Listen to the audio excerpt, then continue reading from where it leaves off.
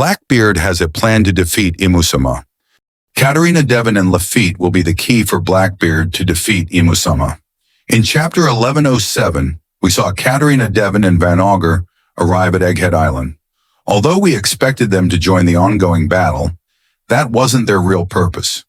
Instead, we only saw Katarina Devon grab Gorosei Saturn, and then they suddenly left Egghead Island.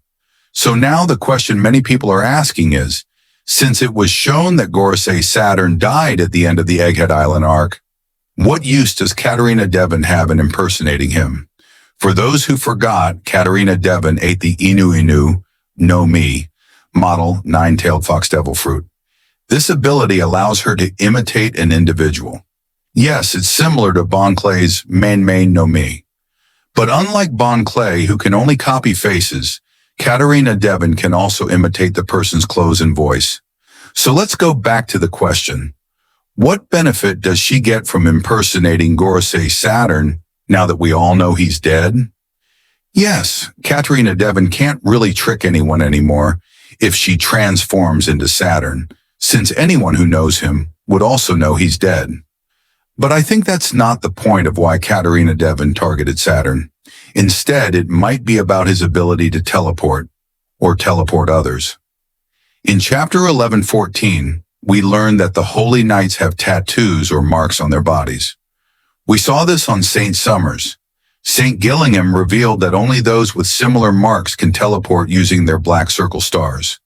So possibly Katarina Devon didn't want to imitate Saturn's face, but rather gain his mark, the ability to teleport to different parts of the world. If you think about it, this ability is incredibly overpowered if it falls into the hands of the Blackbeard pirates. Imagine Katarina Devon using the teleport ability to go to Impel Down. Could she possibly break out Doflamingo and recruit him to the Blackbeard pirates? Or teleport to Marijois? She could gather information about the Revolutionary Army's actions against the Celestial Dragons. Or she could find another individual to copy. What if she encounters a Holy Knight? She could grab them and use their identity to her advantage in the future.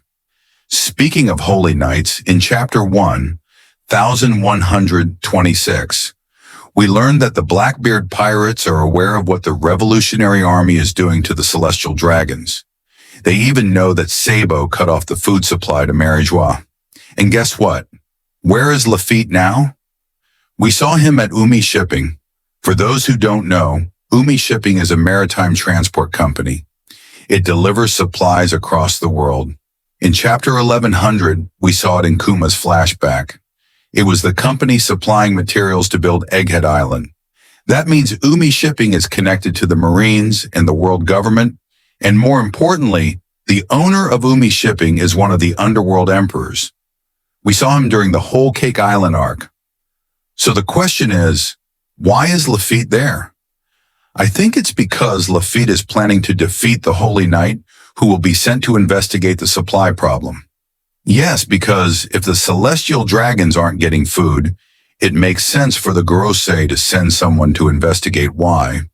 And when a Holy Knight traces the issue, they'll surely arrive at Umi Shipping, where Lafitte is. It's possible Katarina Devon and Van Augur are part of this mission to make it easier. And once Katarina gets her hands on that Holy Knight, it's another major advantage for the Blackbeard pirates.